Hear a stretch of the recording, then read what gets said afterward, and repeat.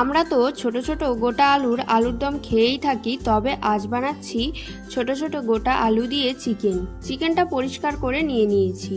একটা প্লেটের মধ্যে নিয়েছি লবণ, হলুদ, জিরে, ধনে, গোলমরিচ, মৌরি, লঙ্কা। এই সব কিছুকে মাংসের মধ্যে দিয়ে দেব আর দেব সর্ষের তেল। ভালো করে মেখে মাংস কিছুক্ষণ ম্যারিনেট করে রাখবো। নিয়েছি ছোট ছোট গোটা আলু। কড়াইয়ের গরম তেলে আলুগুলো দিয়ে দেব। আলুগুলোকে লবণ হলুদ দিয়ে ভেজে একে একে তুলে নেব। কড়াইয়ের তেলের মধ্যে দেব শুকনো লঙ্কা, তেজপাতা, এলাচ।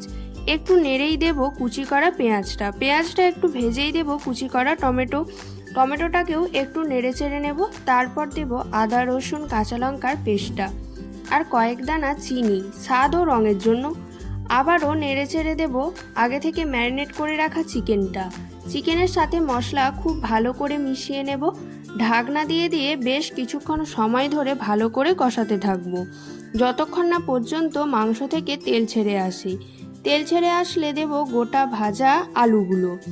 আবারও মাংসের সাথে আলুগুলোকে কিছুক্ষণ কষিয়ে নেব। তারপর দেব ঝোলের জন্য পরিমাণ মতো জল। ঝোল ভালো করে ফুটে গিয়ে মাংস আলু সেদ্ধ হয়ে গেলেই রেডি হয়ে যাবে গোটা গোটা আলু দিয়ে মাংসের ঝোল। একদম গরম গরম ভাতের সাথে পরিবেশন করো আর খেয়ে দেখো, জাস্ট দারুণ লাগে।